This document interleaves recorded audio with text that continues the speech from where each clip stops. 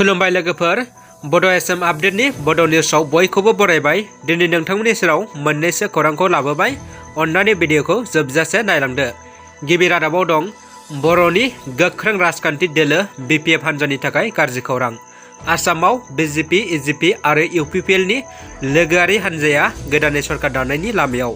बे समावनो थांनाय 2020 मायथाइनि बिटिआर बिसायख'थियाव 22 नं दारांगा जुलि बियाबनिफ्राय बिपिएफ दोलोनि बिजाथि महरै देरहासार जानाय लोगोसे गोख्रों बिपिएफ दैदेनगिरि एमसिएलए बिजित गोरान नार्जारिया इउपिपिएल दोलोआव हाबनायनि लामायाव होनना मिथिनो मोन्दों। माखासे समनि उनावनो बिथाङा बिपिएफ नागारनायनि बाथ्राया समाजारि बिजोङाव गोसारदों। सानै रियां हारिनि आइजोआ हानजायारि जिनाहारनि बोलि जानांदों। पुलिसआ सानै दायनिगिरिखौ खानो हाबाय। साहा सानजा रायजोनि त्रिपुरायाव जादों मोनसे मुगैथाव जिनाहारनि जाथाय। त्रिपुरा रायजोनि दलाइथानानि सिङाव थानाय कालाकाल रियां थागिबि ओनसोलाव सानै रियां हारिनि आइजोआ हानजायारि जिनाहारनि बोलि जानांदों। खौरां मोननाय बायदिब्ला 3 मे समबार अदेबानि मैया सानजौफुनि 1 रिंगासो समाव कालाकाल रियां थागिबि लुकाइखाल गामियाव गावनि जुम आबाद थिलियाव मैगं खानो थांदोंमोन। दुखुथिया सानै ट्राइबेल हारिनि रियां आइजोफोरा बे समावनो रावबो गैयैनि खाबु लानानै ओनसोलनिनो रबेन लस्कर, गियासुद्दिन, सिरुल लस्कर आरो रेकबुल हुसेन आशक कामोनहा सानै रियां आइजोखौ जिनाहारि खालामो।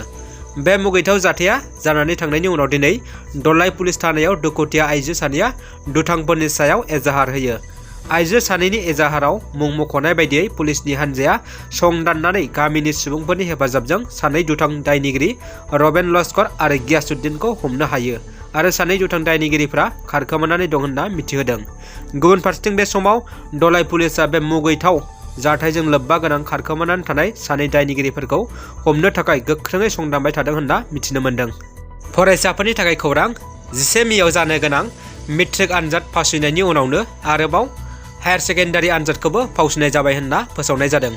11 मेनिफ्राय जानो गोनां बे आनजादखौ कर'ना गोसारनायखौ नोजोर होनानै फावसयनाय जादों होननानै फोसावनायनि गेजेरजों आसाम हायार सेकेन्डारि इडुकेसन काउन्सिलनि controller of examination Pankaj Borthakur बिथाङा फोरमायदों। दानिया फैबावदों गुबुन मोनसे खौराङाव मेक्सिक' नोगोराव गिख्रंथाव जाथाय जादों। मेट्र' खारग्रा दालांनिफ्राय गंसे मेट्र'आ बायग्रेबनानै गाहायाव गोग्लैबोदों। बे जाथायाव सा 13 सुबुंनि जिउ खहा जानायजों लोगोसे दासिम सा 70 सुबुङा जोखोम जानाय खौरां मोननाय जादों। मिन्थिनो हानाय बायदिब्ला बे जाथाया थांनाय हरनि 10:30 रिंगायाव जादों होनना खौरांनि गेजेरजों मिथिनो मोननाय जादों। कर'ना भाइरासनि थासारिखौ नोजोर होना चिरां जिल्लायाव क थाखोनिफ्राय थाखो 5 सिमखौ 15 सानसिम बन्द' फोसावनाय जाबाय होनना मिथिहोदों।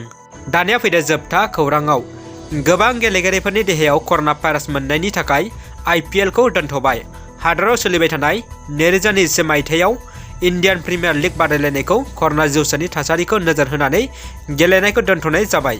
बे बाथ्राखौ बिसिसिआइनि लेङाइ आफादगिरि राजीव शुक्ला बिथाङा फोरमायदों। दिनैनि रादाबा एसेनोसै लोगोफोर। अन्नानै लाइक कमेन्ट शेयार खालाम आरो चेनेलाव गोदानब्ला साबस्क्राइब खालाम। उननि समाव जाहाथे बेबायदिनो गोदान रादाब मोनगोन। गोजोन्थों। जै बर' हारिनि जै।